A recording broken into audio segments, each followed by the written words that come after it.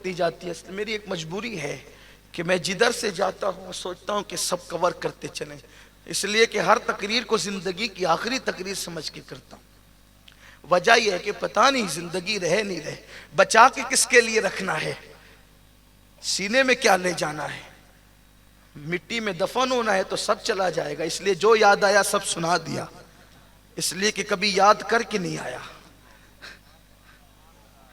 जो याद आया सब सुना दिया, इसलिए कि कभी याद करके नहीं आया। तो इसलिए जो याद आता है वो आपकी खिदमत में पेश, अल्लाह कबूल फरमा ले। और आप ही के सदके हमारी मगफिरत होगी, वरना हमारा कोई अमल तो ऐसा है ही नहीं कि हमारी मगफिरत हो। तो गरीब नवाज में मैं बाबा जो कर चाहो कर लो, आप जिस मुराद को लेके आए मुराद पूरी कर लो। उसने कहा नहीं महाराज, हम तो आपका खिताब सुनने आए, प्रवचन सुनने आए थे।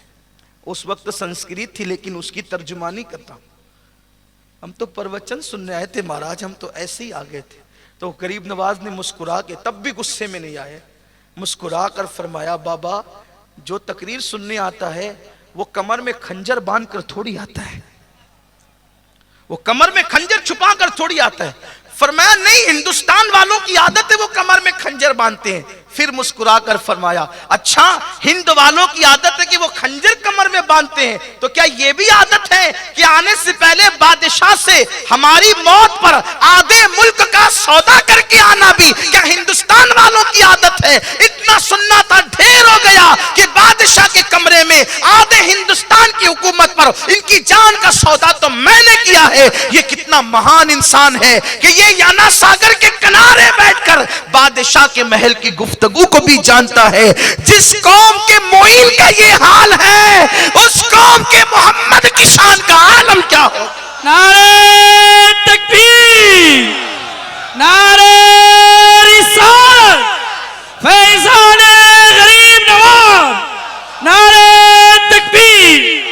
वो तो ढेर हो गया, उसने खंजर रखा, सरकार मुझसे गलती हुई, इतने बड़े आदमी को मैं मारने आ गया, अब मुझे मार डाला जाए। गरीब नवाज कहते हैं हिंदुस्तान में हमें बदला लेने और मारने के लिए नहीं भेजा गया, हमें तो जिंदगियां देने के लिए भेजा गया।